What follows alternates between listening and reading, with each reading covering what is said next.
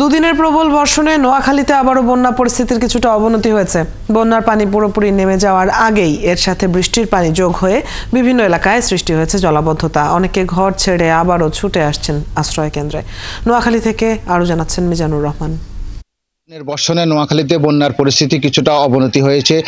বিশেষ করে গত শুক্রবার থেকে শনিবার দুপুর পর্যন্ত নোয়াখালীতে 111 মিলিমিটার বৃষ্টিপাত রেকর্ড করা হয়েছে। আপনি জানেন যে এই নোয়াখালীতে বন্যা এখন প্রায় 1 মাসের মতন সময় গড়িয়েছে, যার কারণে গত দুদিনে নতুন করে এই বৃষ্টিপাতের কারণে যারা আশ্রয়কেন্দ্রে গিয়েছিলেন, আশ্রয়কেন্দ্র ছেড়ে বাড়িতে গিয়েছিলেন, কিছুটা বন্যার উন্নতি হওয়ার সাথে সাথে সেই দুদিনের বৃষ্টিপাতে আবার তারা অনেকেই আশ্রয়কেন্দ্রে এসে পৌঁছেছেন। আপনি জানেন যে এখন নোয়াখালীতে প্রায় বঙ্গোপসাগরে গভীর নিম্নচাপ রয়েছে এবং 3 নম্বর সতর্কতার সঙ্গে রয়েছে এবং একই সাথে জড়ো হওয়া বইছে। এই বৃষ্টিপাতের কারণে মানুষ এখন নতুন করে আবার দুর্ভোগে পড়েছেন। বানবাসী মানুষগুলো এখন অনেকটাই দুশ্চিন্তার মধ্যে রয়েছে।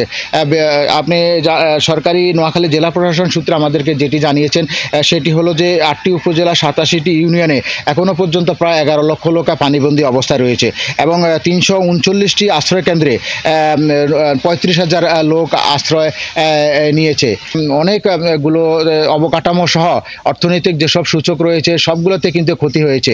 বিশেষ করে আপনি জানেন যে অবকাঠামো ছাড়াও স্কুল, কলেজ, পোলট্রি শিল্প, খামার, কৃষি, এগুলোতে কিন্তু ব্যাপক ক্ষতি হয়েছে।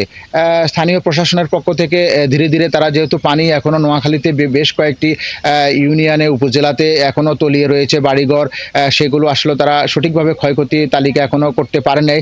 তারপরও চেষ্টা করছেন তারা প্রাথমিকভাবে তালিকা তৈরি করে মন্ত্রণালয়ে প্রেরণের জন্য এবং মানুষকে এই বন্যার পানি নামার সাথে সাথে তারা যেসব অর্থনৈতিক সহ বিভিন্ন অবকাঠামো ক্ষতি হয়েছে দ্রুত সেটি মেরামত এবং মানুষকে পুনর্বাসনও করার জন্য তারা উদ্যোগ নিয়েছেন। তবে যেহেতু এখনও সাগরে নিম্নচাপ রয়েছে সেটির কারণে মানুষ কিন্তু একটু উৎকণ্ঠার মধ্যে রয়েছে। বন্যা পরিস্থিতির অবনতি হওয়ার কারণে তারা এখন দুশ্চিন্তার মধ্যে রয়েছে। এই ছিল আমার কাছে নোয়াখালীর বন্যা এবং আবহাওয়ার পরিস্থিতির সর্বশেষ খবর।